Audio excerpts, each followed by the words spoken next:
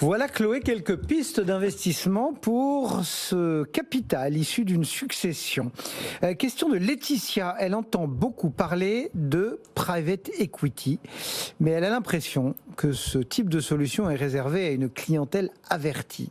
Et elle se demande, du coup, si c'est accessible pour l'épargnant lambda, particulier. Particulier, ouais. Alors, oui, le private equity, donc le capital investissement, je pars du principe, puisque je fais ce métier depuis 20 ans, que c'est réservé normalement à une clientèle avertie. Parce que le private equity, qu'est-ce que ça veut dire ? Ça veut dire, en gros, on investit directement au capital d'entreprise, le plus majoritairement non coté. Ça veut dire que nous n'avons pas à ce moment-là la possibilité, en tant qu'investisseur particulier, de bénéficier potentiellement du savoir-faire d'intermédiaires, gérants, etc. Ça part de j'investis moi-même au capital d'une PME, avec avantage fiscal, je vous le passe parce qu'on reste sur le même dynamique que tout à l'heure, jusqu'à je rentre dans des fonds professionnels spécialisés. Quoi qu'il arrive, il faut que normalement je sois soit détenteur d'un capital minimum entre 100 000 et 150 000 euros, ouais, c'est ça, qui me rend averti, alors allez savoir pourquoi, mais enfin c'est la règle, soit je vais devoir connaître un petit peu ce que je fais.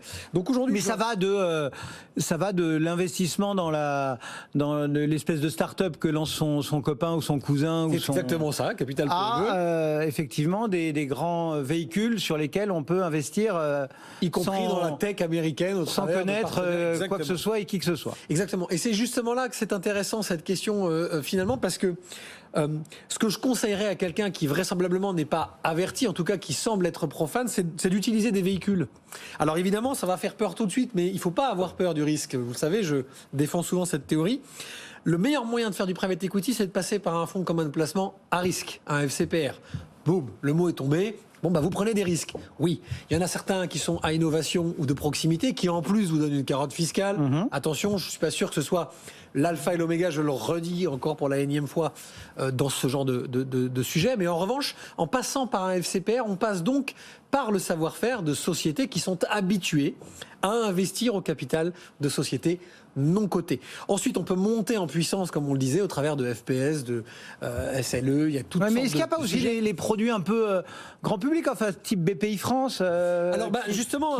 c'est aussi pour ça qu'on a toutes ces questions, parce que c'est pas la première à nous interroger, Laetitia, sur ce private equity qui a un petit peu fait irruption dans le monde de l'épargne normale. Qui a bizarrement fait irruption pendant les périodes de confinement, c'est-à-dire pendant le Covid. C'est-à-dire à un moment donné où finalement l'économie réelle était freinée et on se demandait comment elle allait redémarrer. Et c'est là que BPI, c'est pas un hasard, avec un 2/3e, parce qu'on va quand même citer la société de gestion qui a accompagné la BPI sur ce sujet, a sorti ce fonds. Alors évidemment, ça a découlé et depuis, il y a une forme de consensus. Vous savez que le métier de conseiller en gestion de patrimoine, beaucoup de consensus autour des produits.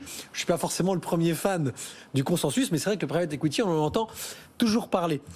Fondamentalement, Laetitia, quel est l'avantage d'investir dans le capital investissement ? C'est que vous allez financer l'économie réelle et vous pouvez donc donner du sens à votre investissement parce que vous pouvez soulever le cabot. C'est plus simple finalement que ces grands OPCVM que je défends tout autant, mais qui sont peut-être plus compliqués, avec plus de lignes. Là, sur des FCPR, sur du crowdfunding, sur de l'investissement en direct, vous avez la possibilité de savoir concrètement dans quoi vous investissez et vous investissez souvent dans des noms de sociétés que vous connaissez très bien et qui vous entourent au quotidien.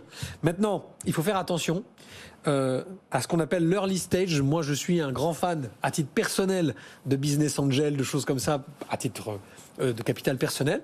Ce qu'on appelle le venture capital, c'est-à-dire l'amorçage des projets start-up. C'est là où on peut faire des coups mirobolants, mais en gros, on finance un projet. Ouais. Voilà. Ce que je conseille à Laetitia, tournez-vous vers des fonds, quels qu'ils soient, quelle que soit leur taille, quelle que soit leur catégorie, qui font plutôt du growth capital, c'est-à-dire du capital croissance, capital développement, on l'appelle comme on veut en français. Ça veut dire des sociétés qui sont déjà matures sur un modèle, qui déposent un brevet, qui développent un médicament, qui sortent une nouvelle technologie, qui veulent s'internationaliser et qui ont donc besoin de lever des fonds à ce moment-là, toujours avec la même notion de risque, mais qui me semble être un peu plus adapté pour un débutant. Bon, attention aussi à la liquidité, parce que souvent, on nous dit c'est 8-10 ans, mais souvent il y a une petite clause qui dit que ça peut être X années de plus. Vous faites bien de le rappeler, de toute façon, que ce soit avec avantage fiscal ou pas avantage fiscal, le minimum légal, c'est 5 ans pour avoir cet avantage fiscal, donc ça découle du fait que la grande majorité des FCPR vous bloquent votre capital pendant 5 ans. Aujourd'hui, on sait, avec l'expérience qu'entre 7 et 8 ans, c'est la durée minimum pour optimiser. Pourquoi ? Parce qu'il y a plusieurs lignes. Il y a plusieurs lignes dans les fonds et en général, pour sortir toutes les lignes à la sortie, ça va prendre du temps, mais vous faites bien de le rappeler parce que c'est sans doute aujourd'hui le frein principal à ce type d'investissement.